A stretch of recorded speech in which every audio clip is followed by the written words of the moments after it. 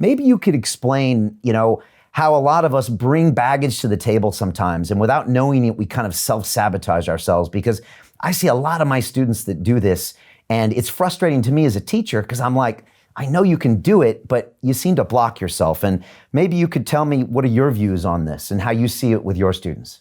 Yeah, I'd love to share that. And I want to share, no matter what age you are, first off, Brian, congratulations on all you're doing, all the support and all the impact you've made on the world. And I know it's part of your heart and soul. So for those of you listening right now, you're in the right place. And today I'm here to serve. So whatever we can do to deliver value so you can take something from this interview and implement it in your life. Basically, take what serves you and throw the rest away. But what serves you, make it real. So I want to share something. Same thing you're obviously doing with your 8-week training, which I'm sure is amazing, is probably almost 2 decades ago, Brian, I was literally teaching people how to make money with cars. Because that's where one of my foundational pieces, my first self-education product is how to make money in the car business. And we were selling a decent amount. We were figuring this out, and thousands of people a month. And it always drove me crazy that like 15 to 18% of the people would refund the product. And I said, God, I got to make the product better. I want it, like, it needs to be better. So this is no joke. This is probably 2 decades ago, Brian. I go to the customer service department. That sounds like a department. It was 3 people. And I put a headset on for 2 days straight. And I just listened to the calls. I'm like, put me on a call, anybody who's wanting a refund.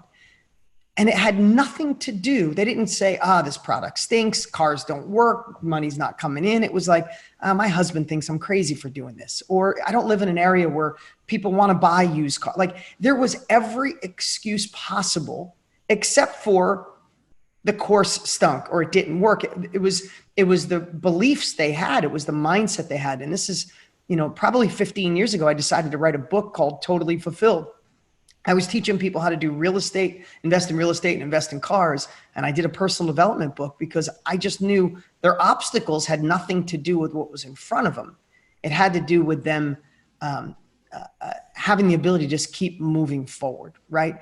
It boils down to, it's hard to simplify, and you know this, Brian, but there's a certain phase of your life, probably in your 20s. If you're in your 20s and you're listening right now, you're like, yeah, whatever. I don't need mindset. Just give me that thing that makes me the money or fixes my relationship or puts me in shape. Just give me, I'm a hustler, I'll do it. But we're wrong.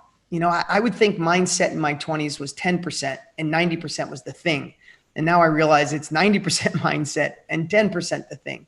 And it boils down to one thing, a lot of things, but this I want you to think about is most of us think we need more resources.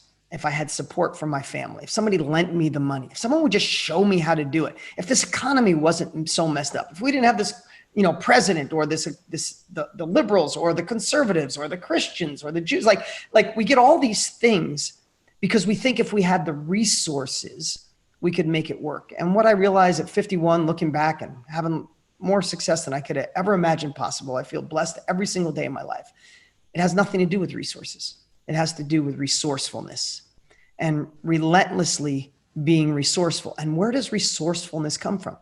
It all gets foundationed in mindset. If you think you can, you can. If you think you can't, you can't. That sounds simple. You've heard Tony Robbins and a million other people say it, but maybe this is the first time you're actually hearing it. When you look back through time, you look at the founders of America, George Washington, or people who made shifts like Abraham Lincoln. You look at the best athletes that you may admire, or people who changed racism, or you look at Mother Teresa.